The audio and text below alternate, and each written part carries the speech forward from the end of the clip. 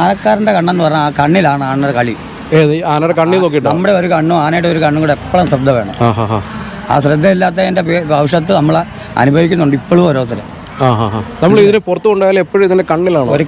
ഒരു കണ്ണും ആനക്കാരൻ്റെ ഒരു ചട്ടക്കാരൻ്റെ ഒരു കണ്ണും ആനയുടെ ഒരു കണ്ണുമായിട്ട് നമ്മളെപ്പോഴും ശ്രദ്ധ വേണം. അതിനെയും എവിടെല്ലാം പോയാലും അതിന് നമുക്ക് ആ ചൊല്ലുള്ള തക്കം തായം വെക്കം വേഗം ചൊല്ലുള്ളത്. അതെന്താണ് ഒന്നും പറഞ്ഞേ? തക്കം തായം വെക്കം വേഗം ചൊല്ലുണ്ട്. ഇതെല്ലാം നമ്മൾ നോക്കണം.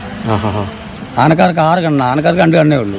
6 സ്ഥലത്ത് നമ്മൾ ഒരു നേരം ഇവിടുന്ന് ആന അടിച്ച് അടുത്ത മരത്തെ കൊടുക്കുന്ന വരെ 6 കണ്ണ് നമ്മുടെ പ്രവർത്തിക്കണം.